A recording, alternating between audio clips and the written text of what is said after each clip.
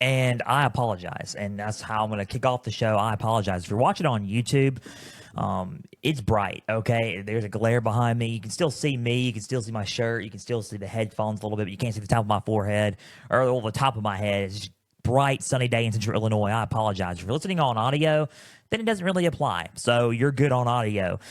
It was a wild college football day, to say the least. I did not expect that Saturday to be as chaotic as it was, but here we are. Here we are. It's why I love the sport of college football. It's why I love covering this game. And if you like scary movies, boy, it is October. It is about Halloween time in the next few weeks, and you're in for a treat. You are definitely in for a treat as we get closer and closer to the college football playoff rankings, as we get closer to Halloween, because you got a little bit of a taste of a horror-like Saturday for upsets last weekend. So, welcome to Pigskin Frenzy on this beautiful Tuesday afternoon. Thank you for joining us. I'm Joel Norris, and whether you're watching on YouTube, listening on Spotify, listening on Podbean or Apple, a big thank you for taking some time out of your Tuesday to just sit back, watch, and listen to some college football coverage presented by me. Now, if you're watching on YouTube, subscribe to the channel, like each episode, leave comments down below. Spotify, Podbean, and Apple, all you got to do is just share around with others and follow on there as well. X, Instagram, and Facebook, just type in Pigskin Frenzy. Follow like the pages there. You're going to get episode updates. You're going to get news and highlights from across college and NFL football. You're going to get trivia questions on Instagram stories. Go and answer today's college football question, as well as all things up to date for Pigskin Frenzy. Guys, check out the website, www.pigskinfrenzy.weebly.com. There you will find all things up to date for Pigskin Frenzy. You will find a home and about me page to learn more about me as your podcast host. You can contact me down below. Name, email, question. I'll get to your comment and questions after the show or on the show if need be.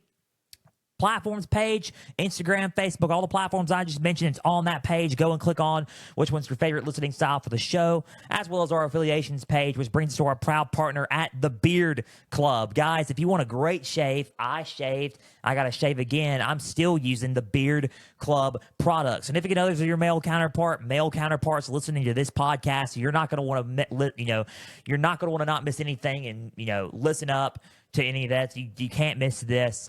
Beard Club, beard grooming kits, or beard growthing kits if need be. Beard Club has beard balm, beard oil, beard and face wash, boar bristle brushes, razors, combs, you name it, and more. There's also body wash, 2-in-1 shampoo and conditioners, and loofahs at the Beard Club. Just go to my website, www.pigskinfrenzy.weebly.com. There you'll find all things to date for Pigskin Frenzy. Also, you will find the affiliations page. Click on the affiliations page. You click on that page. You can go to the Beard Club logo, and you will go to the Beard Club site. It's also on my link tree at the description of this YouTube video down below of this episode. Click on the description of this YouTube video. Click on the link tree link. It's on my X bio, my Instagram bio, and my Facebook bio as well. Go click on the Linktree link. You will click on the Linktree, go to the Beard Club link, and you will take you to the Beard Club site. 25% off right now as we speak with the holiday sale currently right now. Early bird holiday sale, 25% off with code EARLYBIRD, EARLYBIRD, Early Bird. Early bird holiday sale at the Beard Club, 25% off. The Beard Club, proud partner of Pigskin Frenzy's podcast. It's going to help your grooming needs and facial hair needs be met. Thank you to being our proud partner at the Beard Club. College football day today. Let's get rocking and rolling. Great and loaded podcast episode and show for you today here on Pigskin. Thank you for being a part. 3,800 listeners. We are now at 3,850 listeners. 3,850 listeners. Thank you for just just keeping on listening to the show. More listeners each and every week. I am appreciative of this show, and keep it on doing it. Let's rock and roll. I love covering football, and I love covering college and NFL. So thank you for just keeping the show great by just tuning in and listening to the podcast every single week. Now, it was a chaotic Saturday. Chaotic. And when I say chaotic, I mean there were 5 or 6 upsets that should not have happened. should not have happened. Maybe one should have happened, could have, because I don't know if I count that as an upset, maybe, but there's a few upsets that probably shouldn't have happened. And we got one of them. We have one of them.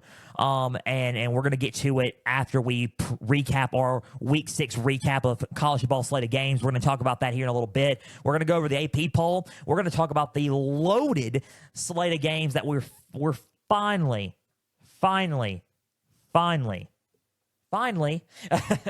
we're finally ready for October 12th. And I say finally a lot because we've been kind of waiting on this weekend for a while. Week 7 slate of games. It's a loaded slate. October 12th is finally upon us, and there's a lot of good games on in this October 12th date. And we're going to cover 4 good ones coming up this Saturday. 2 3:30 Easterns, 2 and then 2 7:30 Easterns as well. So that's Week 7. We're going to go over the AP poll. We're going to cover these upsets and talk about this Week 6 recap. Let's kick it off with a, pretty good one. I thought it was going to be a pretty good one. Kicking it off for Week 6 recap, and that's Texas A&M and Missouri. We were going to cover that one, and we did cover that one. And let me go on and tell you something. I picked Missouri to win. I was 2 for 2 this week, and this is one of the games I got wrong. Final score of this game was 41-10 Texas A&M. I dropped my pen. You can hear a pin drop in the background. Final score was 41-10. Texas A&M dominates Missouri at home.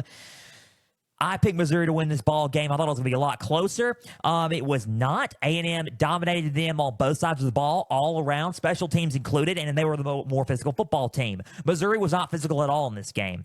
That's not me calling out Missouri. That's me stating fact. It's fact. If you want to look, Connor Wingman played Saturday, ladies and gentlemen. He played ball Saturday. He was 18 for 22, 276 yards, but it really wasn't the passing game that got everything going. It was the running game that got a lot going. Le'Veon Moss had 12 carries, 138 yards, and 3 touchdowns. Amari Daniels had 34 yards with 9 carries with 2 touchdowns. The running game was a big part, and Missouri cannot stop their running game. Let's look at their team stats. 236 yards on the ground compared to their 68. A recipe for success for A&M, a recipe for disaster for Mizzou. They had third down efficiency. They were very efficient on third down, 7 for 12. They protected the football. They kept time of possession really good. The only thing that I did that kind of hurt Texas A&M and then to clean up on is discipline and being very disciplined. 10 penalties for 79 yards. And I think that's the real key here in this one. 10 penalties, 79 yards, big key there. And that's something that A&M needs to clean up. But other than that, they were physical up front, physical on defense. They were very solid on defense. Missouri was lucky to not have turned the ball over, but they were very disciplined and very physical. If you want to look at the time of possession, that was a big key there. I think running the ball for A&M was very effective, and that's what kind of hurt Mizzou. Their run defense was not all there. They couldn't run the ball. A&M's defense was all over them in a lot of plays in a lot of areas. They were just the more physical football team. I said that. You got to be more physical than A&M in this ball game, and you were not. That's really it. That's kind of a good, honestly, there's really no much more to say than it was domination by Texas A&M in this football game. I just think they were more physical, and the ground game was just too dynamic for Missouri to come back and win. As far as I know, at half, it was, if I look at the quarter by quarter, it was, let me look, 24-0 at half. It was 24-0 at half, 24-zip at halftime, A&M. And I looked at that half and I was like, they're in trouble. They have nearly their total stats. They had 512 yards on total yards. They had like 300 plus at halftime, total yards at half. 512 to their 254 yards, total yards. They just outgained them. They out-dominated them. They out-physicaled them.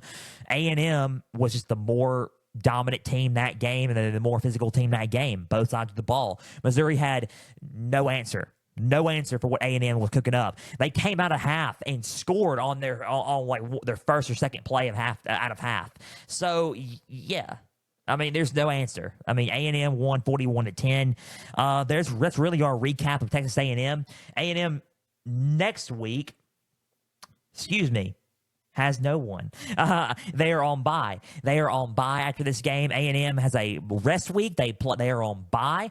Their next game is against Mississippi State in Starkville on next Saturday on October 19th. Another special day of college football. Wink, wink. We'll get to that next week. But October 19th, that is their next date. Missouri. We're going to get to Missouri here in a little bit, but here we go. A&M next week has State, and then they will have LSU right after that. So that's for A&M. Missouri next week has UMass at 11 coming up on Saturday. But let's go to Missouri, and let's recap Missouri before we talk about the other three games and the upsets, because we got some upsets we got to cover. Missouri. Wow. There's really not a lot to say. They didn't run the ball effectively. They really couldn't do a lot. They did not turn the ball over. I was surprised they did not. I think that when they were trying to get a drive going and trying to get something going, they would shoot themselves in the foot with penalties. I think that a lot of that in that area was tough. I really do. I think it was tough for them in that area to try to capitalize on drives, especially with the penalties. I mean, they had 6 penalties, 35 yards, even though that didn't seem like a whole lot compared to Texas A&M's. But if you look at what Mizzou did, they kind of killed themselves on drives. They were getting pressure. They could not stop the D-line of Texas A&M. Missouri, Brady Cook was getting sacked. He got sacked quite a few times. They got to the quarterback a lot, and they pressured him, and Cook had nowhere to go. He overthrew a lot of receivers, a lot of drive killers in this game, and Missouri just was not as physical and not as ready and prepared as A&M. Hostile environment, too. I think the crowd noise was getting to Mizzou on offense, and it kind of rattled them a little bit. I think they were rattled by the 12th man, and it's a big stadium. I can understand that. College Station, big stadium, hostile environment, raucous crowd, 100,000 plus chanting for the Aggies, and it kind of got to Brady Cook in this offense. They couldn't capitalize on anything. They could not stop the run. Obviously, if you go back to the yardage there, they couldn't run the ball either. They really could not run the ball a whole lot. It was 68 yards on the ground total. Missouri just wasn't as physical up front either, and I think it was just a recipe for domination for A&M. That's really all I got about this game for both teams. Missouri just got to play a lot better. They showed a lot of these traits during that Vanderbilt game before they went on bye, and then they played A&M. Now, I watched Josh Pate's college football show the other day, and this is a shout out to him. We talk sometimes on social media, but shout out to him. But I listened to his show the other day, and I was piggybacking off of this, that as you play these games, you get more information out of teams. It's like a detective almost. And I'm going to add my spin to this. It's like a detective. You're getting more and more and more information out of teams as you see them play. Missouri, I'm getting more and more information as we speak out of them. They are right now, to me, doesn't seem to be as strong as a few other teams in this league. I think they kind of step back a little bit in physicality. I think they need to be more physical on both sides of the ball. I think they need to run the ball a lot better. I think that running the ball will help them a lot, and they'll balance out their offense with Brady Cook. I think Brady Cook can get the job done, but I think if you are more physical up front and you run the ball a little bit more, then you can clean a lot of stuff up and be a lot better on offense, be more balanced. I think that right now we're finding a little bit more out about Mizzou as we speak in that regard. But they can get it done. They got UMass Saturday, so I'm pretty sure if there's no Vandy-like upset, we're going to talk about that one here a little bit, but I say big oops for UMass, not because of anything else, but if there's no an upset that's coming up Saturday, hopefully not, UMass, they can handle UMass. Let's see how it goes Saturday. Final score of this game was 41-10. Texas A&M defeats Mizzou 41-10 at home. A&M on a bye. They have Mississippi State on not this Saturday, but next Saturday. Missouri has Missouri has UMass Saturday. So that is that game. Let's talk about and move on to the other 11 o'clock game, and that is SMU at Louisville. I had Louisville winning this game at home. I thought that Louisville was a nice bounce back spot for them. Boy, was I wrong. I was so wrong about this game. Final score was 34-27. SMU defeats Louisville. Louisville is now out of the top 25. SMU has entered the top 25, ladies and gentlemen. They are 25 currently in the AP poll rankings. They are in the 25 in the rankings. They're 5-1. They are 5-1. Louisville is 3-2. Let me tell you about a team that could compete with Miami, and it could be Clemson, because Clemson has been dominating and been on a roll ever since losing to Georgia their first opening game. They've only lost one game. Clemson has, but SMU's only lost one game, and that was to an undefeated BYU team in the Big 12. Let's talk about SMU and tell you about them and how they could probably compete with Miami. SMU played really, really well. Let's talk about Kevin Jennings. Kevin Jennings had 281 yards, 21 for 27.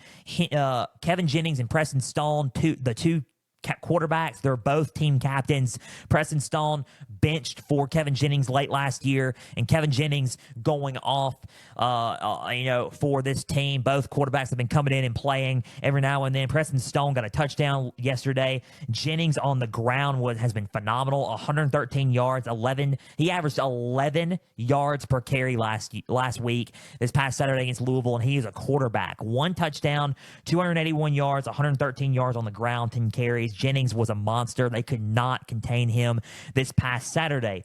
Roderick Daniels had a touchdown. Brashard Smith ran the ball well. L.J. Johnson ran the ball well for a touchdown. Keyshawn Smith had a receiving touchdown by Preston Stone. They all did quite well.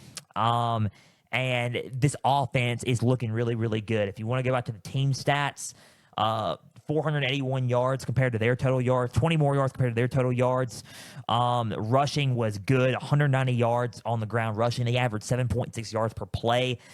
Penalties is the only thing I would clean up. They're very efficient on third down. They won on third down. They kind of slowed Louisville down on third down, too. They kind of stopped them with their defense. They played very physical on defense, too. And I think SMU is a team that you got to watch out for. There's a lot of teams in the ACC that are very underrated. Pitt is one of them. Pitt is undefeated, 5-0 entering Saturday. So Pitt's one of them. So watch out for Pat Narduzzi and Pitt. SMU is also one of them. There are a couple of teams that could probably compete with Miami. SMU and Pitt and Clemson are the three teams that I can look at right now that are on the verge of competing with Miami for a spot or in general for an ACC championship berth, and even in the ACC championship game. SMU is surprising a lot of people and surprising me. I had them around in the top 6 or top 5 in the conference standing projections during the offseason. I didn't think that SMU was going to make it this far, but they are. They're a one-loss team. I'd watch out for SMU. They are looking really, really good on both sides of the ball. I think, surprisingly, those third down stops and stopping Louisville when they needed to is what kind of helped them out. I was very surprised as they did that. They looked very tough and physical on defense, and all I got to say is pony up, because they are ponying up on defense. Crazy. It's crazy. I didn't expect it to happen. They were very quick on scoring the ball. Louisville outgained them in time of possession. But in some games, it does not matter, right? It doesn't matter. If you have an offense that has a lot of firepower with it, SMU does. The Mustangs do. It's still a recipe, if you're having a lot of firepower on offense, it's a recipe for success for you guys. So more power to you, right? But they look really, really good Saturday. It was a very good conference win for them, and it can catapult them to the next steps of trying to compete in the ACC coming up this season. Final score was 34-27. SMU did really well. Let's talk about Louisville and what went wrong for Louisville. I think the drive killers of not capitalizing was really, really tough for them. I think that them not capitalizing on a lot of their drives was tough. I really do. I think them getting stopped on a lot of third downs were good. They were 4 for 12 on third down.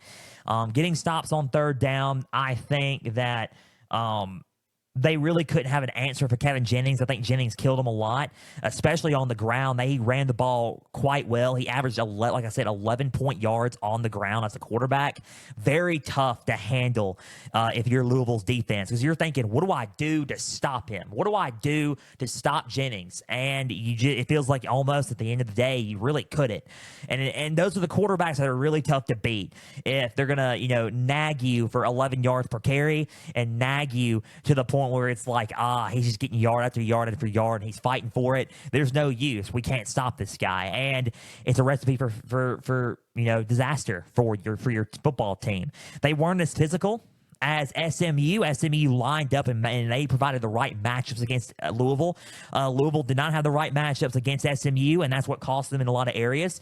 I think that SMU ran the ball well, and Louisville did not have an answer for it as well, especially with Jennings, but with the running backs as well. I think those yardage, and then the short yardage, and then it kind of just bled into bigger chunk plays, and that's pretty much it. I mean, there's really nothing to say other than I think that overall, Jennings was the X factor. They did not put any sort of a lot of pressure on Kevin Jennings. Therefore, he led them to win the game. Louisville couldn't stop it. That's pretty much it. What I liked from Louisville was they honestly ran the ball a lot better than I thought they would. 132 yards. It wasn't perfect, but it was good enough. I think the penalties are still an issue. I think they need to quit turning the ball over. I think they had that one key turnover, which helped SMU late. One pick thrown by Tyler Shaw. But I think right now Louisville's still a solid team. They got some good playmakers on their team and on offense, and Louisville will be fine. Maybe they're still in it. Who knows? But I think SMU and Pitt, they've got to lose a couple of games, and so does Clemson. They have to lose a couple of games for Louisville to get back in it. But final score of this game was 34-27. SMU defeats Louisville. SMU coming up Saturday has, again, as I like to say, no one. I got it. I thought they were coming up Saturday. They have no one Saturday. They are on bye Saturday. So SMU has a bye week. They play next Saturday at 8 Eastern, 7 Central, kick against Stanford. They play Stanford in Stanford next weekend. Let's go Louisville. Louisville next Saturday, or this Saturday, has Virginia. Virginia, watch out, an underrated team. I thought Virginia wasn't going to be that, but Virginia played really, really well against Boston College last week. They currently are 4th in the conference. They are currently 4-1 in football right now. 4-1. I'm just wrong about a lot, and Virginia's a team I'm wrong about as well. We're going to get to who I was wrong about later on in the show as well. Louisville Saturday, 3:30 Eastern, 2:30 Central kick against Virginia. Tough game for Louisville. Watch out. Upset alert there for Louisville and Virginia Saturday. Let's move on and let's talk about the other two games that I was right on. Let's talk about Ohio State and Iowa. We can be quick on this one. I was right about Ohio State. Final score, 35-7. Ohio State dominates Iowa at home Saturday. So Iowa came into the with 10th, currently 10th in rushing offense in college football. They know how to run the ball well. If you look at their team stats, they held them a little bit under than what I was used to. 116 rushing yards for Iowa, which is good, but not at the level that they're used to. Ohio State actually outgained Iowa in rushing yards with 203. They dominated them on all sides of the ball. They were efficient on third down. Jeremiah Smith was an absolute madman. So was Quinshon Judkins. Time of possession, 34 minutes compared to their 25 minutes. So they were pretty even on time, but at first, it was 7-0 at half. I mean, it was a close game entering half. It really was 7-0 at half, and then 21 unanswered at half for Ohio State, making it 28-0 at the fourth quarter. And then Iowa scored late. Ohio State scored again, make it 35-7, and Ohio State won the game. Domination in the second half. Close game of the first half. Iowa was doing really, really good at slowing them down and stopping them on third down, which was the key that I mentioned last week. But Ohio State ended up just being the better and more talented team. That's really it. I mean, that's really all you got to say. I mean, I'll briefly sum up this game and then the Ole Miss game before we move on to the upsets, AP poll, and then previewing predictions for this episode. But Ohio State is a very talented football team. They are a national championship talented football team.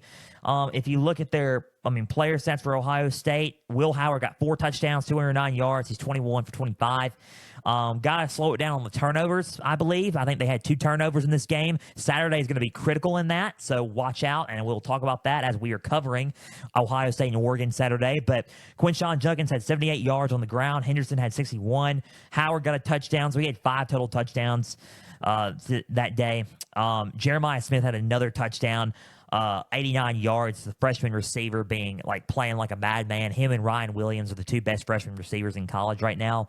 Emike Egbuka, 71 yards, 3 touchdowns. He helped out Will Howard a lot Saturday against Iowa. Iowa did not have an answer for Egbuka coming up Saturday. Defense played really, really well. Sawyer played well. Davidson Agabuson played really, really good with that interception. They did really, really well at, turning the ball over, and they did well at stopping Iowa on 3rd down. They did really, really well on that. They minimized Caleb Johnson. Caleb Johnson had 86 yards and a touchdown. He did really, really good, but they minimized him on a lot of areas, and that's what you had to do. You got to slow down that running game, slow down Caleb Johnson, and Ohio State did enough to slow down that running game to win this game. Stopped them on 3rd down. Ohio State was efficient on 3rd down, but Iowa at first was giving them all they could in the first half at stopping them, which was really, really good. But it's just a thing where they're more physical, they're more dominant, they have more talent, and they're a more talented team. So Ohio State beat Iowa 35-7. It was a blowout, and there's really nothing you can say other than that. We'll see what Ohio State does Saturday, 7:30 Eastern, 6:30 kick on NBC and on Peacock. Ohio State at Oregon. Big game of the year kind of for Ohio State and Oregon coming up on October 12th, Saturday. We're going to discuss that here in a little bit. Let's talk about Iowa really quick. Like I said, they did really, really good in the first half. They ran the ball well and enough, but they just couldn't continue to keep up with Ohio State. And I think that's the issue. I think that was really the issue. Did really, really good. Gave it all they had in the first half. They give it all they had. They were down 7-0 at half. Ohio State just being really, really tough against them. Probably the toughest game that Ohio State's had up to date was against Iowa. We'll have to see about Saturday, but Iowa was the toughest up-to-date game they had. They played really, really good on defense. They stopped them as much as they could and gave them as much 3-and-outs as they could, which was the key, by the way. And in the second half, they exploded. They kind of just collapsed. They exploded, and Ohio State ran the score up on them, 21 unanswered in the third quarter. Or I think, 21 unanswered in the third quarter, and 7 more points in the fourth, and that's what did it. I mean, honestly, that's really much all you got to say about Iowa. Iowa played good, but Ohio State's just the better football team. That's really all you have to say. There's nothing else to go by. And it's not really a bad thing for Iowa. It's just that they're a good football team. They're just not at the level of Ohio State. And I think that's what showed in the second half, honestly. I mean, 3 turnovers did not help them. They had 3 turnovers in this game against Ohio State. Ohio State capitalized on those 3 turnovers, so you don't turn the ball over. You fumbled twice, 1 pick. You were efficient on 3rd down at first. It started slimmering down at the half. You were very disciplined on penalties, so it was just like, you gave it all you had. You really did. You gave it all you had. You just weren't up at the talent level of Ohio State. Final score of this game was 35-7. Ohio State beats Iowa. That's really all I got on this on this game. Ohio State's got Oregon Saturday. Iowa, they have Washington Saturday morning, 12 noon Eastern, 11 a.m. kick this Saturday. Washington against Iowa. Very telling. Washington coming off of a big upset against Michigan this past Saturday. This coming up Saturday, let's see, Washington at Iowa. Going to be an interesting game, an interesting contest coming up noon Eastern and 11 a.m. Central. I don't know. That's a back-and-forth game and a coin flip game here for the Hawkeyes and the Huskies coming up Saturday. Let's go to our last game for Week 6, and then we'll talk about the upsets a little bit, go to the AP poll, and preview and predict this week's slate of college football games because it is a doozy, ladies and gentlemen. It is a doozy here for college football. Let's talk about Ole Miss, South Carolina in the SEC. This was a bounce-back game for Ole Miss. I picked Ole Miss to bounce back and beat South Carolina. I was surprised. I thought it was going to be a lot closer. It was not. Final score, Ole Miss 27, South Carolina 3. Ole Miss does bounce back, so I got this game right, but I was wrong about the score. I thought it was going to be a closer game than it was. Ole Miss pretty much handily and convincingly beat the Gamecocks in Williams-Brice Saturday. Let's talk about Ole Miss and what they did right and wrong. Here's my thing about Ole Miss. They did really well running the ball, 140 yards. They didn't outgain South Carolina at running the ball, but that's okay. They passed the ball well. They had 425 total yards. I think they did a lot better throwing the football. Jackson Dart made some good decisions in this game. Some good chunk plays were getting taken out, and they were really, really good at those chunk plays on offense. Defense made a couple of key stops in this game, and I feel like the defense played good enough to get the win against South Carolina. And I think that they can give LSU a tough time Saturday if they play the teams if they play like they did against before Kentucky. I think that Ole Miss can give LSU some trouble. Now, here's where I think that Ole Miss needs to work on. Number one, penalties. I really do. I think penalties are costly. I think penalties, concentration, and being physical. I think even though they dominated 27-3 in a lot of plays, they weren't as physical as South Carolina in some plays. I think they need to be efficient on third down. Their efficiency in third down's kind of gone down a little bit. I think that the penalties are the main thing. 8 penalties for 65 yards. If they shoot themselves in the foot in a hostile environment against LSU Saturday, that's going to cost them, and they're going to win. They're going to drop their second game. I think that they got to be more efficient on third down. They got to be more physical, and they got to minimize the penalties. I think those are some big things they need to work on ahead of Saturday's matchup in Baton Rouge against LSU. They played better. They bounced back and played a lot better against South Carolina than they did. They were more prepared. I think concentration's one. I think that Juice Wells should have scored a touchdown. He fumbled the ball, didn't pay attention to the ball, didn't have ball security on that. Touchback. I think those plays right there in a closer game can be game-changing. And you got to have concentration to detail on those things.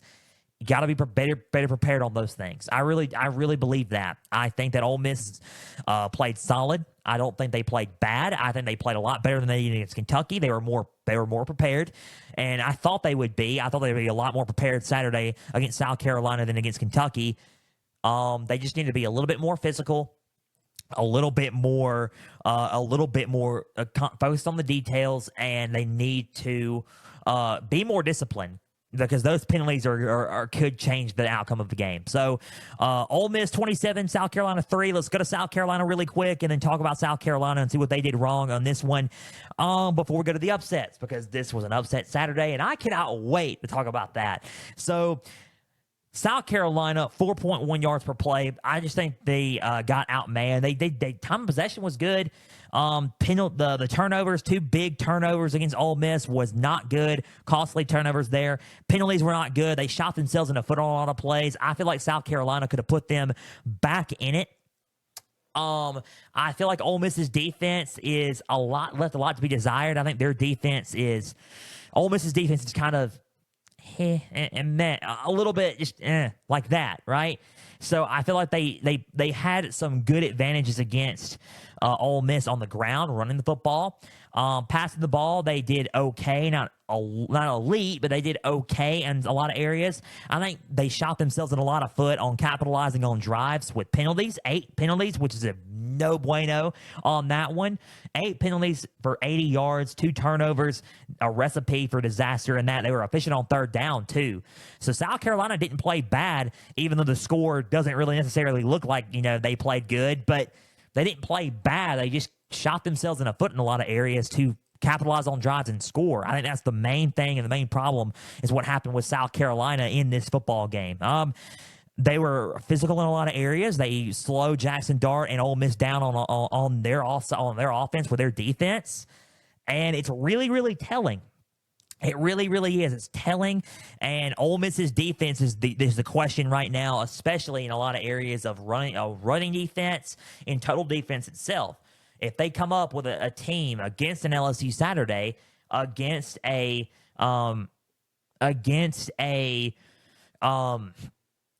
Georgia, against an Oklahoma, what's going to happen when they play these teams? So we're just going to have to figure that out. South Carolina just needs to work on penalties and turning the ball over and capitalizing on those drives, not shooting themselves in the foot in a lot of these games. Final score was 27-3. Not really a lot to say. Ole Miss convincingly beat South Carolina 27-3. Ole Miss Saturday, 7:30 Eastern, 6:30 kick on ABC, SEC on ABC. In Baton Rouge, Ole Miss at LSU, a highly anticipated rematch from last year's offensive showcase from Oxford, going to Baton Rouge. Ole Miss at LSU, big game with playoff and SEC title and championship game berth implications coming up Saturday. Big SEC game happening there this Saturday. South Carolina has Alabama Saturday at noon Eastern, 11 a.m. Central on ABC. 11 a.m. Noon Eastern, 11 a.m. Central on ABC at Alabama in Bryant-Denny Stadium, Nick Saban Field. Alabama home game against South Carolina Saturday. Speaking of Alabama, let's talk about some of these upsets. That was the Week 6 recap, or was it? Let's talk about honorable mention games really quick and 2 big upsets before we go to the AP poll, and then talk about the preview predictions for Week 7. Let's talk about the big one, the big upset, and the thing that rattled college football to its core. Let me ask you guys a question. Do you like Halloween? You can raise your hand. You can say yes if you're listening on audio platforms.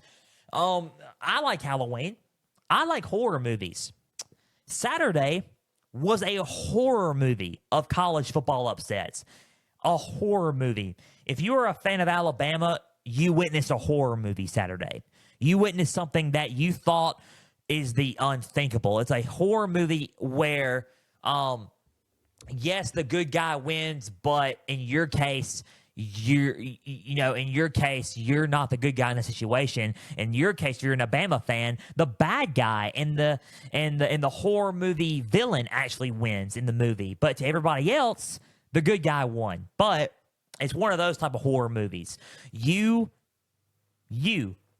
witness a horror movie in Nashville. It's Alabama versus Vandy. I didn't cover that game. Maybe I should have, but I didn't. Didn't think anything of it. Thought, okay, just, these games are wrapping up. Bama, Vandy, let's see how they do. Diego Pavia, who was the New Mexico State quarterback that beat Auburn last year and went into Jordan Hare and dominated Auburn. Goes into Vandy. Vandy, a team that played Missouri close in overtime, beat Va Tech, going into this game 2-2, playing really, really good. Clark Lee. And I see you, Clark Lee. Shout out to head coach of Vanderbilt, Clark Lee. I saw him and was thinking, okay. They're a solid team. They look like they're playing at a different edge and a different level, and they were. But I didn't think they were going to be Alabama. I don't think anybody did. I thought Alabama, going off of a huge win against Georgia, nothing of it. Not thinking of anything of it. Vandy, a team that you just say, oh, it's just Vandy, right? It's just Vanderbilt. Might want to change their tune after this one. Might want to change their tune after this game. And when you look at Vandy, I'm just stunned thinking about it again. With Vanderbilt, different edge, different attitude with them playing this year. And you're thinking, okay, this is a different Vandy than we've seen in years past. Clark Lee knows that he had to change, and he has changed. I picked Vandy dead last in the SEC conference standing projections in July during the offseason. Like before the preseason even started. I picked Vandy to be dead last. I was dead wrong. And I mean, but the thing is, who knew, right? Who knew about Vanderbilt until now? 2-2 entering this game. They score immediately. All right, 7-0. Diego Pavavia played really, really well. Threw the ball well on that drive. Did great. Jalen Milroe pick on his first drive, and it's a pick six. Touchdown. 13-0 Vandy. You're like, okay, Vandy, I see what you're doing. Trying to make it a game early. It was 23-13 at the half, I think, as far as I remember. Okay. 23-14, I think it was at the half. Let me think. 23-14. 23-14 at the half. Bama comes out, scores in the third quarter, make it 21-23. I was like, all right, Vandy, okay. This is the end right here. Bama's going to come back. Bama's going to win. It's going to be over. And then Vandy scores late in the third. Vandy scores late in the third. They capitalize on that drive. And then Bama scores in the fourth quarter. Vandy, scores again, kicks a field goal. And then Bama gets the ball back. Fumble. Vandy capitalizes on that drive and scores a touchdown. And you're thinking, oh no, I'm terrified. Like in a horror movie, you get scared, right? I'm terrified. I'm scared. Vandy has not gone away. Vandy has held on to the ball majority of the game and did not let Alabama get a lot of offensive minutes in. Bama made some mental errors, penalties, turnovers, shot themselves in the foot. They were not prepared in this game. Kalen DeBoer did not show a lot of emotion until later in the game, and he finally showed some emotion. Everybody on that team did not show a lot of emotion until it sunk in. Final score, Vanderbilt 40, Alabama 35. I just dropped my pen. 40-35, Vanderbilt beats number 1 Alabama. This is the first number 1 ranked win that Vanderbilt has ever gotten against a number 1 ranked team. First ever program win for Vanderbilt against a number 1 ranked football team ever, and it was against Alabama. Alabama minus Nick Saban. It was the most shocking upset Saturday. It turned college football upside down. It was college football at its highest. This is probably one of the highest rated SEC games of the week and probably in a long time. The SEC Network did record-breaking numbers in this game because of Vanderbilt beating Alabama when they were number 1. No one expected that. Nick Saban never lost to Vanderbilt, but in Kalen DeBoer's first game against Vanderbilt, he loses. Shocking. It makes you sink in a little bit. Because I didn't cover this game. This is just an honorable mention. It makes you sink in and think a little bit that, hey, Nick Saban's not the coach at Alabama anymore. It really does make you think. It does. What happened in this game? Well, if you want to look at the score of Vandy, 42 minutes compared to their 17. Vanderbilt destroyed them in time of possession. 42 minutes compared to their 17. Slow, methodical drives, get some yards, eat up clock, and keep that explosive offense off the field. And they did just that, and they won. 6 penalties for Alabama, no bueno. 2 turnovers that were costly. They were efficient on third down. Vanderbilt was. They just played really, really well. They outgained them in rushing, 166 yards to their 84. Bama had more yards per play. Passing, Bama obviously had more passing. Vanderbilt outgained them 418 to their 394 in total yards. Just the time of possession is what was the killer in this game for Vandy, and the turnovers were costly for Alabama. Alabama shot themselves in the foot on a lot of plays, including penalties. Now, they weren't prepared. They went into this game how everybody else went into this game. It's just Vandy. Vanderbilt went into the edge of like, we don't have nothing to lose. We have nothing to lose here. They're going to say it's just Vandy. We're going to go in and show everybody that, hey, we're playing with a different attitude, different edge. We're going to go out there and compete. And by golly, we're going to try our best to go out there, pull off the upset, and beat Alabama, the number 1 ranked team. And they did just that. Vandy played really, really well. They ran the ball well. They were good, efficient on third down. Clutch plays, they were very efficient on that. Diego Pavia played really, really well. Solid playmaker, 16 for 20, 252, 2 touchdowns. He ran the ball well for 56 yards. Cedric Alexander ran the ball for 2 touchdowns. They played really, really good and came in with clutch plays. And defensively, they played well as well. So made stops, got some good clutch stops. And Bama in this game, if you want to look at it, punted the ball 2 times. Still, punting the ball 2 times. They made them punt. And that was really, really good. Got key stops, and that was what they needed. So Vanderbilt, that's me hyping up Vanderbilt. Vanderbilt's got Kentucky Saturday, and that game, all of a sudden, is not totally in the bag for Kentucky. It's going to be a coin flip going into Kroger Field in Kentucky Saturday night on SEC Network. Vandy at Kentucky. That's a coin flip there. Let's talk about Alabama really quick before we move on to one more upset and then go to the AP poll and then go to the Week 7 preview and predictions, because we got to talk about that Tennessee-Arkansas game and talk about some of those games. So, Bama, where do they go from here? Well, like Josh Pate mentioned, that's how he mentioned, and that's where I got this from, where he mentioned the information. He's right. You're finding more and more information out about who Alabama really is.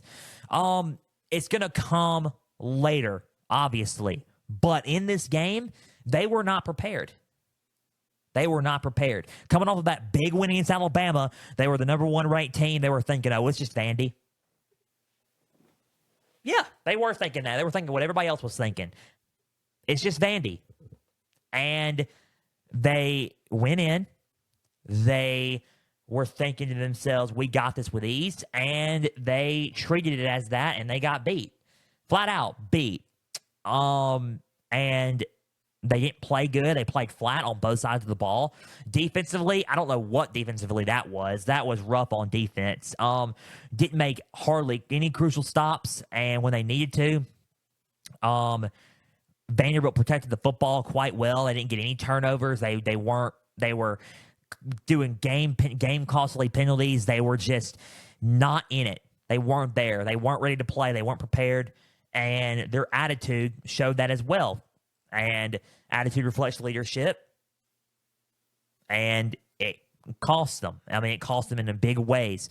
They're going to be all over Kalen DeBoer about this one. Oh, Nick Saban would have never lost to Vanderbilt, and that's true. He never did lose to Vanderbilt. But if you want to think about it, this was a already built team, playoff team, could be playoff team, and they could still make the playoffs. That was not ready and slept on a team and got beat and ate a loss and shouldn't have eaten a loss. That's really all you got to say. How do they respond is the big question. It is the big question about who Alabama is going to be. How do they respond to that gut-wrenching, horrendous performance in Nashville? How do they respond? Big question. How do they do it? You're coming off of a big Georgia win, and then now you're coming off of a 1 week later from that, a disaster of a loss against a team that no one thought would win. How do you respond? How do you respond? South Carolina Saturday, noon Eastern, 11 a.m. on ABC. Vandy's got Kentucky on SEC Network. Final score was 40-35. Vandy defeats Alabama, stuns Alabama, the biggest upset in college football. There's really nothing to say. How do you respond if you're Alabama? We will see. Alabama's no longer number 1. Big shocker there. No longer number 1. But Vandy defeats Alabama 40-35. Another big upset that happened was Tennessee and Arkansas. Arkansas gave it all they had in this game. It was, close, tough. Arkansas comes away with the win. ladies and gentlemen. 19-14. Arkansas 19, Tennessee 14. Tennessee goes down on the road against Arkansas. Good win for Arkansas. Arkansas is 4-2. Tennessee is now 4-1. Arkansas played really, really well. They exploited that number one defense well. They ran the ball well as well. Tough game. Sam Pittman showed grit and toughness in this game. Coached a well game, and Tennessee did not really wake up for this game. It was an upset Saturday, ladies and gentlemen. It really, really was. Arkansas showed a lot of heart and a lot of determination up front, and they were very physical on both sides of the ball, and that's what got them this win. Good running plays, good ability on defense, and good clutch plays on defense. They ran the ball well. Defensively, they kind of, they stopped Tennessee on a lot of good drives, and that's what really got them this win. Tennessee looked a little flat in a lot of areas. I mean, if you want to look at they outgained them in rushing yards, but in passing, Arkansas was slinging the rock all around the field. They couldn't stop them passing. They were efficient on third down, so was Arkansas. I think penalties were a big killer for them. They committed a lot of penalties. 10 penalties for 60 yards is what kind of hurt them this game. Time of possession for Arkansas was what also killed Tennessee this game. Arkansas held on to the ball a pretty good amount of time, and I think that's what killed Tennessee in a lot of areas. I think Nico Amaliava did not have a game trailing drive until now to try to come back and win it. Did not have that. Did not have that oomph in him on the last drive. He's never had that, game-defying moment like, okay, I'm going to win this game last minute thing. He's never had one of those drives before. So it was a little bit foreign to him. So he will get there. He'll get better, but Arkansas played a really good lockdown defense at the very last drive, and Arkansas stormed the field and won a huge upset game against Tennessee. And they have a lot of momentum going into their bye week before they play before LSU comes into town on next Saturday on October 19th. So Tennessee loses to Arkansas. Arkansas looks really, really good running the ball. They look good on offense with Malachi Singleton at quarterback and Taylon Green at quarterback. 19-14. They look physical. Sam Pittman's coaching them really, really well. Bobby Petrino's offense is working so far. Arkansas played really, really well in this game. Tennessee, how do you respond? Again, just like the Bama thing, Tennessee, how do you respond? Saturday, you have Florida. Florida's at home, so you got Florida at home. So Florida is coming to your house. How do you respond against Florida Saturday? Against them. Arkansas's on bye again, and they have to wait for LSU on ESPN. Florida and Tennessee on ESPN. 7 Eastern, 6 p.m. Central on ESPN. Florida at Tennessee in Knoxville. How do you respond Saturday? How are you going to be more physical than Florida? How are you going to show everybody that loss is just one loss and that you're still in it and you're still in the running? How do you respond after that? There's a lot of flat things that y'all did. Play calling was a little dense.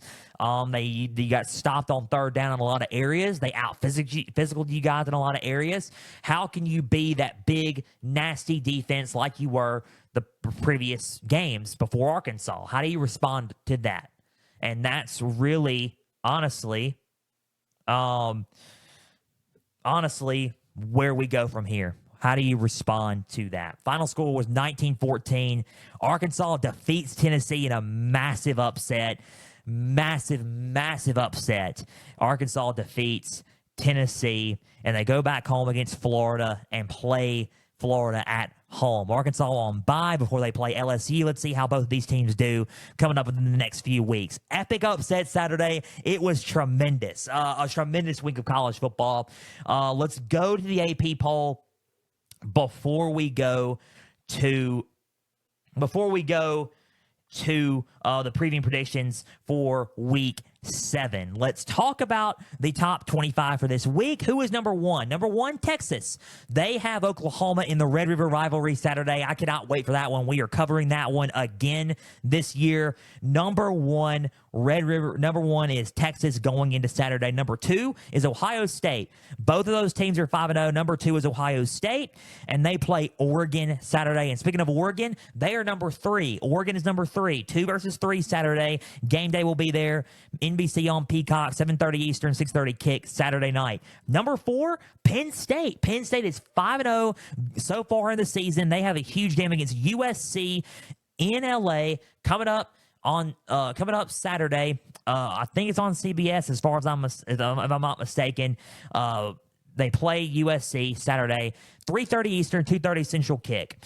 Saturday, number 4, Penn State, 5-0. They're keeping on chugging along. They had a good win against UCLA this past Saturday. Number 5, Georgia, good bounce-back win against Auburn at home. They are number 5 still in the top 5, still in it is Georgia. Number 6, Miami. Miami is undefeated, almost upset again by Cal. A big no targeting call. You already know my thoughts on that. I thought that was targeting. Big targeting call there. They called it a no targeting. It was targeting.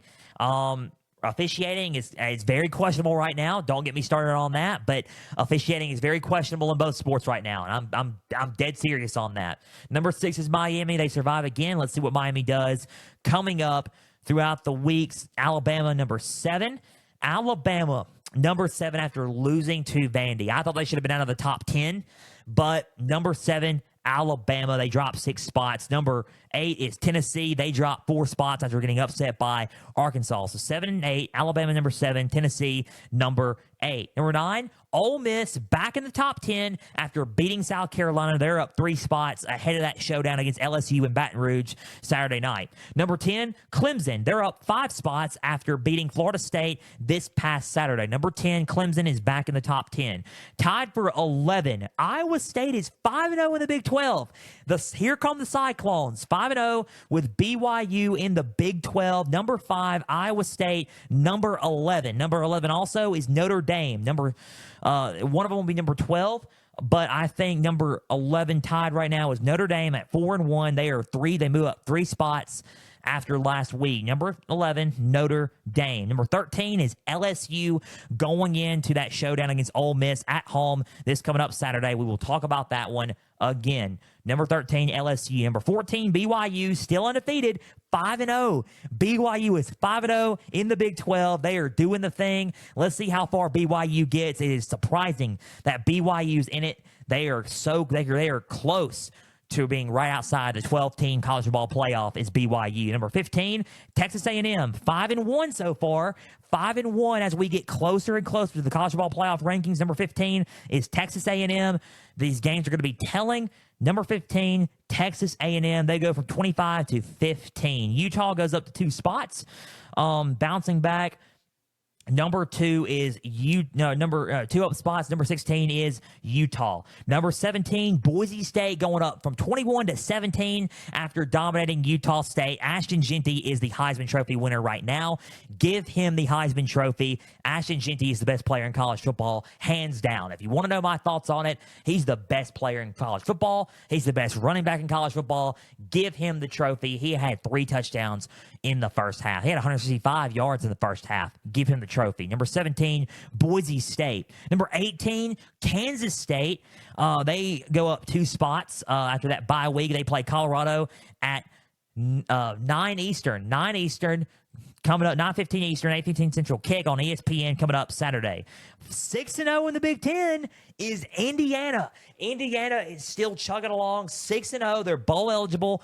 18 is Indiana. They move up 5 spots. Number 18 as well, Oklahoma. Kansas State, 18, Indiana, 18, and 18 is Oklahoma. 3-way tie for 18. Kansas State, Indiana, Oklahoma at 18. 21, dropping 12 spots after that dominating loss from A&M, Mizzou. Mizzou was at 21, going from 9 all the way to 21. Pitt is 22. They've entered the rankings. 22 is Pitt. They're 5-0. 5-0 coming in now, number 22. Number 23 is Illinois. They're still in it. 23, Illinois, 4-1 right now after a bye going into Purdue this coming up weekend. Number 24 is Michigan after dropping to Washington in a big-time upset. 24 is Michigan. 25 is SMU after a good win against Louisville. The honorable mentions are Arkansas, Vandy, Nebraska, Army and Navy, and Southern California USC. Speaking of USC, bouncing back after another upset. Minnesota upset USC. They were 11, and they dropped all the way out of the top 25 after that tough loss. So it was upset Saturday. The rankings have changed. That's the rankings going into this week. And let's talk about the Week 7 preview and predictions, the top matchups for college football going into these games. Week 7 preview and predictions, the top matchups for Week 7 going into college football this weekend. Let's preview and predict these Pigskin Frenzy matchups for this week. How is USC going to respond? That's a good question because we are doing that game. Penn State and USC, we are going to do that game here in a little bit. 2 3:30 Eastern games. I dropped my pen. Excuse me, I dropped my pen.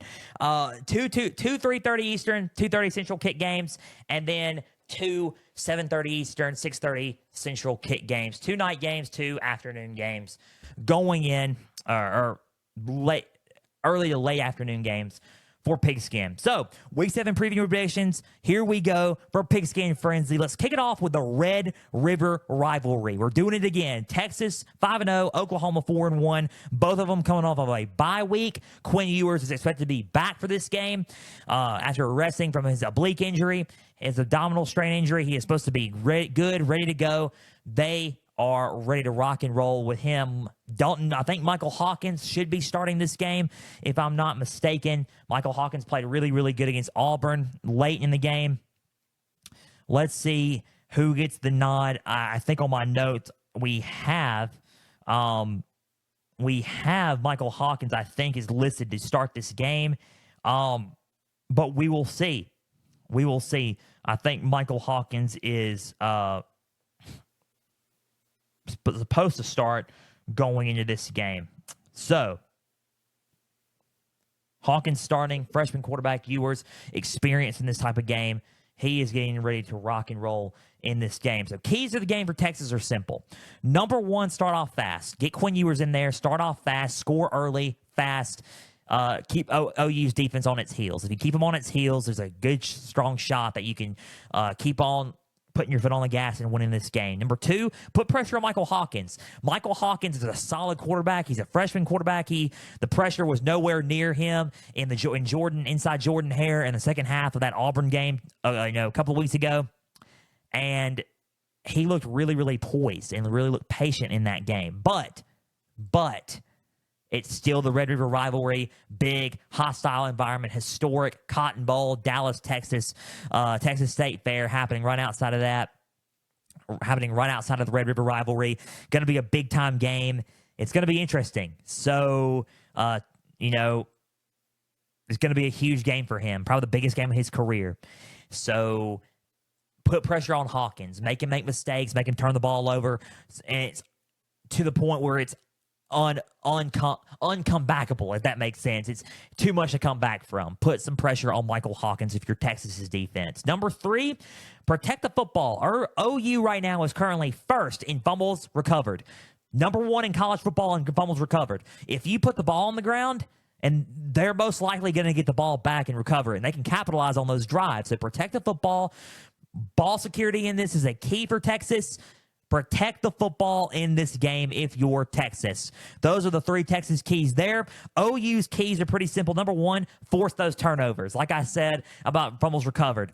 Make them put the ball on the ground. If you can put the ball on the ground, capitalize on those drives, and capitalize on those fumbles, you can win this ball game and upset the number 1 team in college football. Back-to-back upsets where the number 1 team is beat in back-to-back weeks. Number 2, try to get as many 3-and-outs as you can. Texas is currently 11th in third down conversion percentage. It's pretty solid. Right outside the top 10 in converting on third down. They convert on third down pretty well. So if you can get them as many 3-and-outs as you can and capitalize on that, that's a big win for you if you're the Sooners. Number 3, win the line of scrimmage battle. You got to be more physical than them up front and capitalize on that, just being stronger than them, more physical than them on both sides of the ball. And if you do that, there's a strong shot you can beat Texas coming up Saturday. Those are Texas's keys. That was OU's keys just a minute ago. Who do I have winning this ball game? I think it's going to be back and forth, just like last year. I think, however, the moment is a little bit too early for Michael Hawkins. I think Michael Hawkins is going to do better than what most people expect.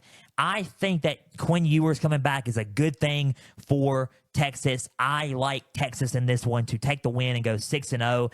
Texas defeats OU in the first ever SEC-based Red River Rivalry. Texas defeats OU 24-21. Texas 24, Oklahoma 21. Oklahoma goes to 4-2. Texas goes to 6-0 and goes bowl eligible. Texas 24, Oklahoma 21. I like Texas to defeat OU. Give me Texas to win the Red River Rivalry. Next game up, Penn State at USC. Penn State at USC. USC coming off of a bad upset this past Saturday on the road against Minnesota. Tough upset, man. Tough upset. And they were a part of the upset Saturday involving Michigan, Alabama, Tennessee, SMU, Louisville, just a bunch of upsets. And they fell victim of that. And tough loss. They shouldn't have lost. But they did. So we'll see what happens. How do they respond from a tough loss like that in the conference? They have a tough game against Penn State. Penn State's 5-0. Drew Allard and that running game is clicking on all cylinders. Here come the Nittany Lions coming to the Coliseum. 5-0 at USC, 3-2. How does USC respond? That's a big question against this tough Nittany Lions football team. Penn State's riding a high wave of momentum after beating UCLA and Illinois back-to-back in those two games. For Penn State, here are the keys. It's pretty simple. For Penn State, establish that running game, man. If you establish that running game, and if you get it going with Katron Allen and Nick Singleton, I think you should be really, really well in this game. You had 271 yards in this game. 271 yards in this game against Illinois a couple of weeks ago. Well, this past Saturday, you played UCLA. And you ran the ball for 85 rushing yards. So it was kind of hot and cold the past couple of weeks on the running game.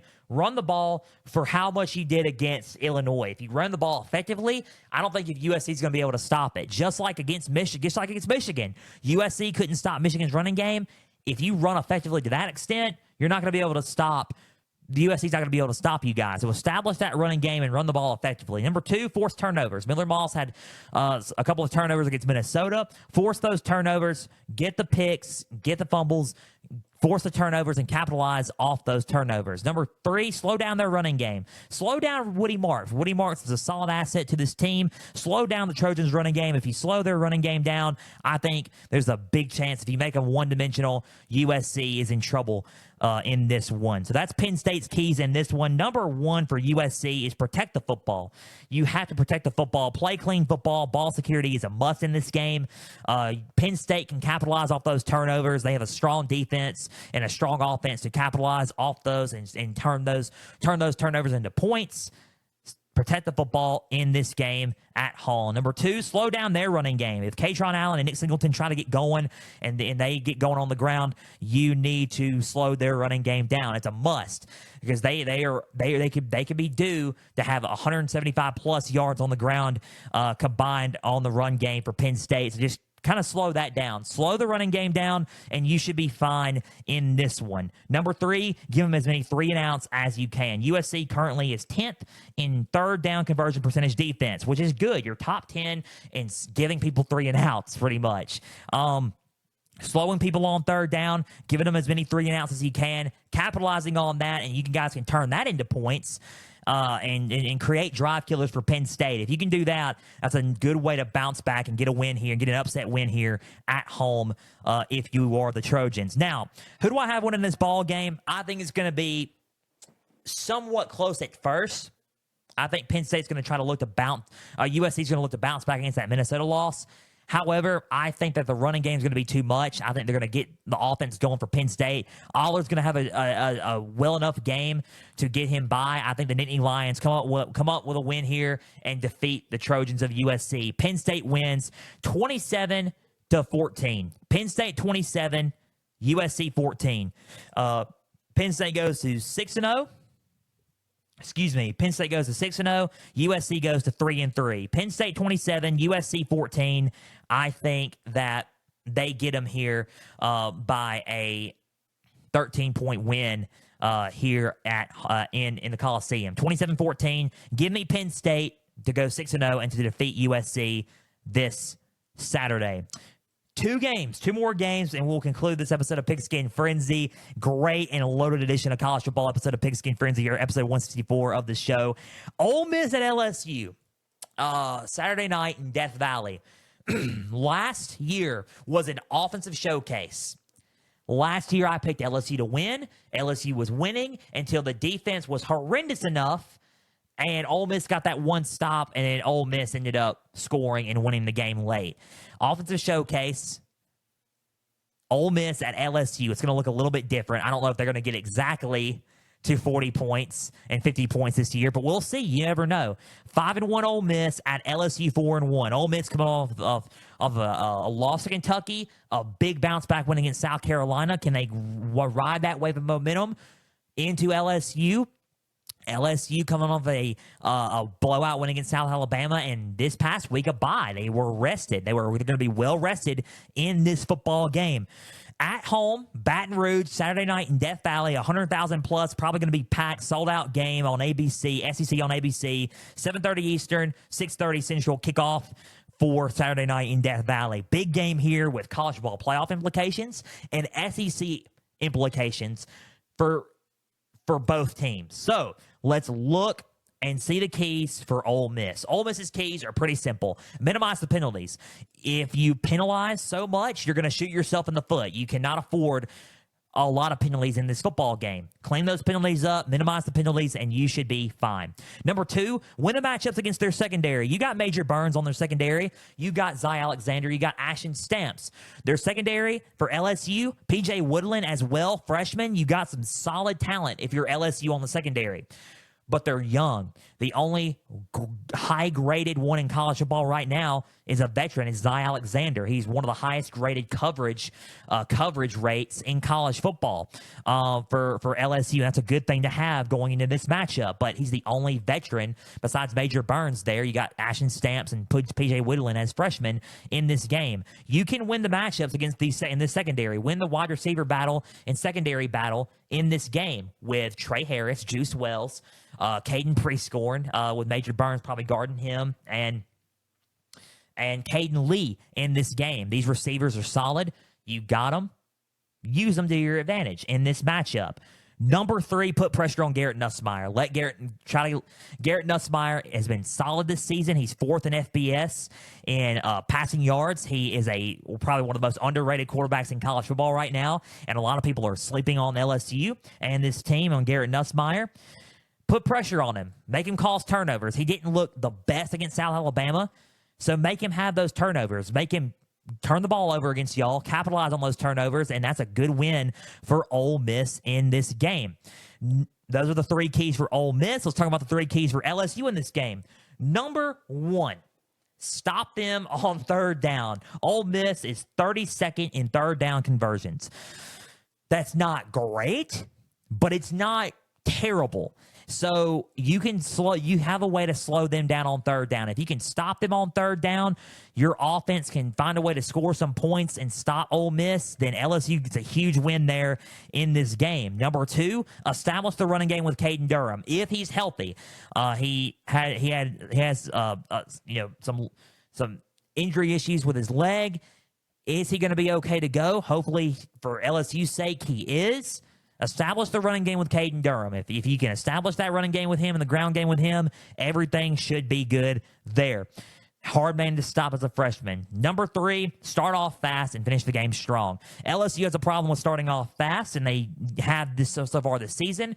The past two games, they have not. If they keep that momentum going, start off white hot, score early, and then finish the game strong like they did last time against South Alabama in this game, they have a shot at beating and pulling off the upset. Ole Miss is 3-point favorites in this game, pulling off the upset and winning this game. The note here is time of possession battle, I think. I think if LSU can hold on to the ball long enough, get some key stops, and Ole Miss doesn't get on the field as much, the battle will come down to not only time of possession, but LSU's offense versus Ole Miss's defense. And a lot of people are talking about that, and I'm in agreement with that.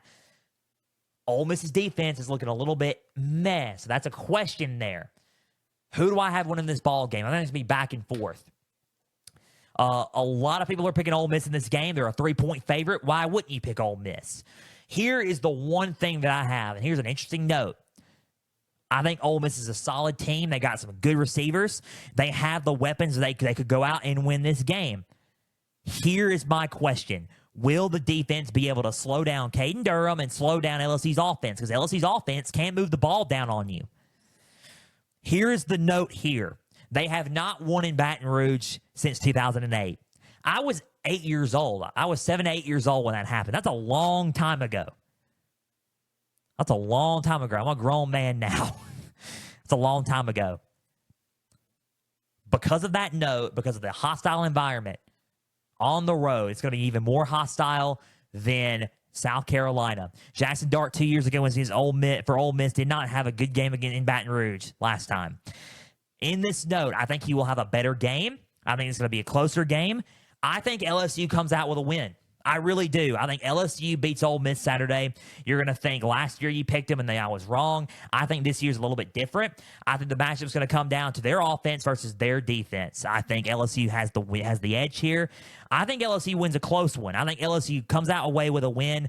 31-28. LSU 31, Ole Miss 28. LSU gets the win at home, knocks off Ole Miss, and gets their big win of the year and wins a big-time matchup against Ole Miss. Ole Miss loses their second game. Ole Miss goes to 5-2. LSU goes to 5-1, and LSU gets the win over Ole Miss 31-28 Saturday against the Rebels. So that's my game.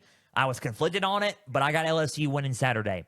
Ohio State at Oregon, the last matchup we're going to go over, and we'll conclude this episode of Pigskin Frenzy. Run time's pretty good. Ohio State at Oregon, 5-0 against 5-0. Somebody's O's got to go. The biggest Big Ten matchup of the year. Everybody's been waiting on this one ever since the offseason. Oregon, Ohio State, they're finally going to collide.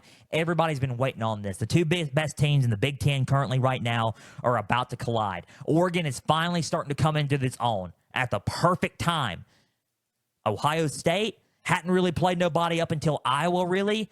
In Michigan State and Iowa, they're finally going to get a first big test here in Eugene in a hostile crowd in Austin Stadium Saturday night. Ohio State, Oregon. Let's talk about it. Ohio State's keys are simple. Number one, force some turnovers. Let Dylan Gabriel turn the ball over.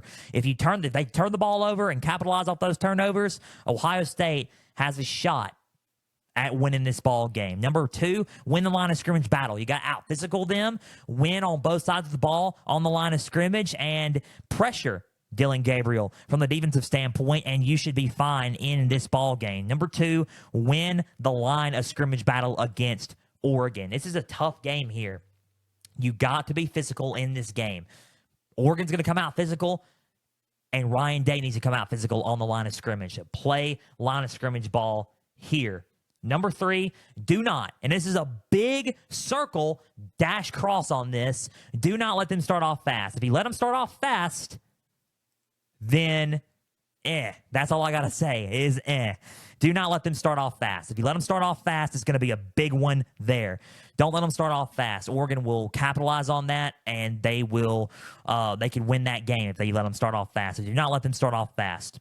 That's Ohio State's keys. Let's go to Oregon's keys here, and then we'll talk about the winner. Oregon's keys are simple. Number one, don't just start off fast. They're not going to let you start off fast, but you need to start off fast. You need to capitalize on that. Start off quick, fast, score, put their defense on their heels, and give them something they haven't seen so far this season. Start off fast and get ready immediately to go down the field quick. Number two, protect the football. Do not turn the ball over. If Ohio State can turn the ball over and you don't, that's a key. That's a recipe for success in this game. In a game like this, in a magnitude like this, with two talented teams, it's crucial to protect the football. So protect the football. Oregon's been turning the ball over a little bit, so protect the football in this game. Number 3, last but not least, you got to be the more physical team. And just win the line of scrimmage battle. I'll add that note in there. Be the more physical team, win a line of scrimmage battle against Ohio State, and if you do that, you can run the ball, you can throw the ball, you can do a lot of things if you're the more physical football team. So just be more physical than Ohio State, and you got a huge, solid victory there in Autzen. Who do I have winning this ball game? It's going to be back and forth. It's going to be close. I think it will be close, back and forth game. I think all these games are going to be really close necessarily besides the Penn State game. I think that this game is going to be physical. I think it's going to be tough. I think Oregon's got a solid team.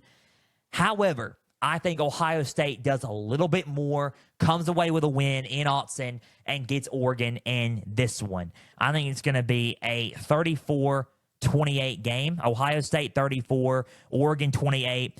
And Ohio State beats Oregon. Ohio State goes to 6-0. Oregon goes to 5-1. Ohio State 34. Oregon 28. Oregon loses to Ohio State. Ohio State beats Oregon in Autzen. I got Ohio State defeating Oregon in Autzen to go to 6-0. That is our Pigskin Frenzy Week 7 preview and predictions for college football. That was our episode. We're out of time. A big thank you for taking some time out of your Tuesday to just sit back, watch, and listen to some college football coverage presented by me. Now, if you're watching on YouTube, subscribe to the channel, like each episode, leave comments down below. Spotify, Podbean, and Apple, all you got to do is just share around with others and follow on there as well. X, Instagram, and Facebook, just type in Pigskin Frenzy. Follow like the pages there. You're going to get episode updates. You're going to get news and highlights from across college and NFL football. You're going to get trivia questions on Instagram stories. Go and answer today's college football question, as well as all things up to date for Pigskin Frenzy. Guys, big thank you for taking some time out of your Tuesday today. Go and check out the website, www.pigskinfrenzy.weebly.com. There you'll find all things up to date for Pigskin Frenzy Beard Club. Thank you for being our proud partner of Pigskin. Check it out, 25% off with the code EARLYBIRD for the early bird holiday special. Guys, we will be back Thursday for our latest NFL edition of Pigskin Frenzy. We're going to see who's in and who's out with the Pigskin Frenzy NFL Injury Report. Week 6 of the NFL season is now upon us. We're going to recap Week 5, see who's in and who's out. We're going to preview and predict the top matchups for Week 6 for Thursday, as well as the latest on Raiders wide receiver Devontae Adams and the trade for him. Until Thursday, an NFL edition of Pigskin Frenzy on Thursday, I'm Joel Norris signing off. We will see you then. For everybody out there, please and always stay the course.